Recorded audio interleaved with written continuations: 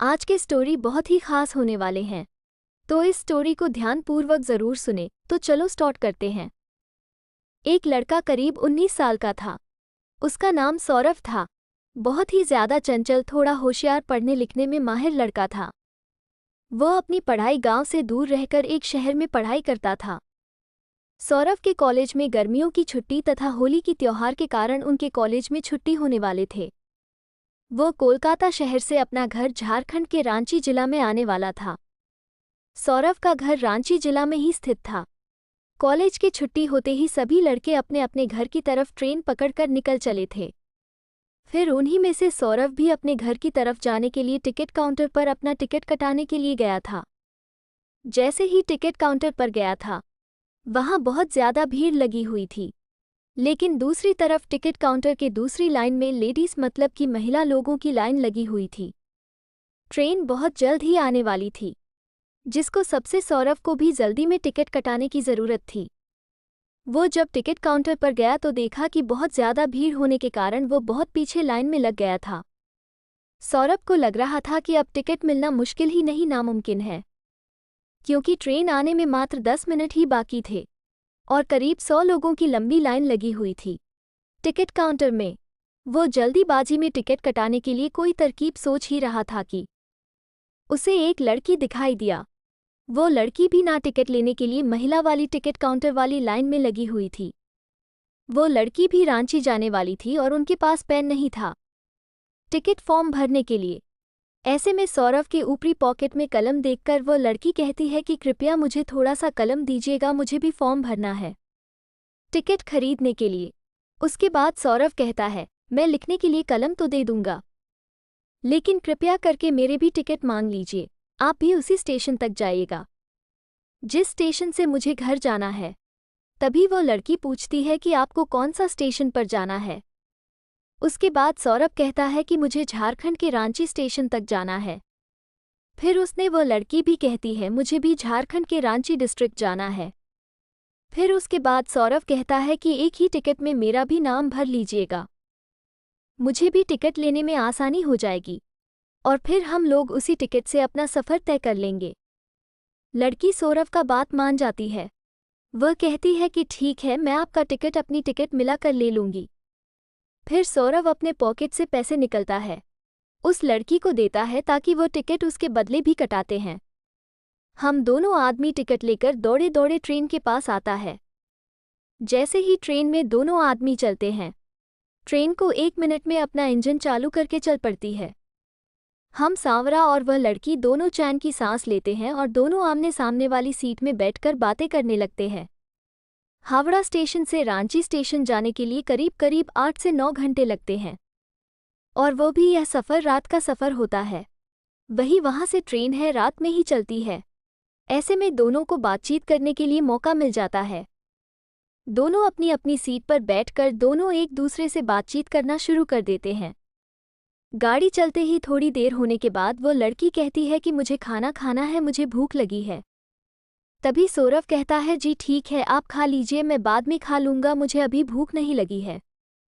इतना सुनते ही वो लड़की भी कहती है कि जब आप खाइएगा तो ही मैं खाऊंगी।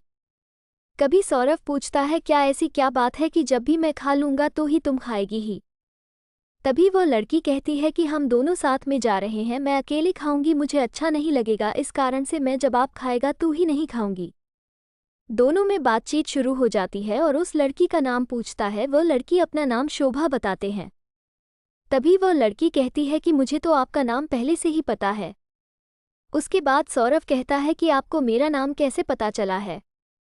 तुम ही शोभा कहती है कि आपने अपना नाम और उम्र टिकट बनाते समय बताया था और वो टिकट अभी भी मेरे पास ही है, इसी कारण से मुझे आपका नाम पता है। तभी सौरभ कहते हैं कि मुझे तो ये पता भी नहीं है, आपको मेरा नाम भी पता होगा, मुझे तो याद भी नहीं है कि मैं अपना नाम आपको कभी बताया भी होगा। तभी वो लड़की कहती है कि आपने तो बताया था, मुझे अभी भी जानती है। रात बहुत ज़्यादा हो जाता है, दोनों अपनी अपनी सीट पर सो जाते हैं। सुबह के 3 बजे नींद टूटती है दोनों का। उसके बाद दोनों अपना अपना बैग से पानी की बोतल निकलता है, अपना सामान होता है और फिर दोनों एक दूसरे से बातचीत करना शुरू कर देते हैं। ऐसी बात करते करते सुबह के 6 बज जाते हैं। दोनों की ट्रेन अपना गंतव्य स्टेशन पर पहुंचने वाली होती है। दोनों सोचते हैं कि अब तो हमें एक दूसरे से अलग हो जाना है। सौरभ को वो लड़की बहुत पसंद आती है, मतलब सौरभ को शोभा बहुत पसंद आती है और शोभा को भी सौरभ बहुत पसंद आता है। लेकिन दोनों बिना कुछ बात किए एक दूसरे से जाने के लिए तैयार हो जाते हैं। जैसे ही ट्रेन रुकने वाली होती है वैसे ही लड़की मतलब कि शोभा और सौरभ दोनों अपना अपना भगत का सामान उठाते हैं, अपने घर की तरफ चल देते हैं। जैसे ही सांवरा और शोभा दोनों अपना अपना घर पहुंचता है, उसके कुछ देर बाद सौरभ के मोबाइल पर एक कॉल आता है। सौरभ अपना मोबाइल से कॉल रिसीव करता है और कहता है कि आप कौन बोल रहे हैं। तभी उधर से आवाज़ आती है कि मैं शोभा बोल रही हूँ। ये सुनकर सौरभ का मन विचलित हो जाता है और वो खुशी के मारे इधर उधर घूमने लगते हैं। क्योंकि सौरभ को शोभा का नंबर तथा उसका कॉल देखकर उसे बहुत ज़्यादा खुशी मिली है।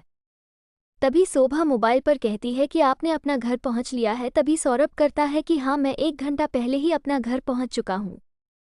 उसके बाद सौरभ शोभा से पूछता है कि आपने अपना घर पर पहुंचती है।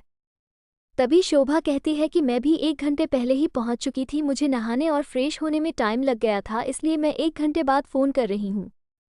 अब दोनों में खूब अच्छी तरह से बातचीत होने लगी है।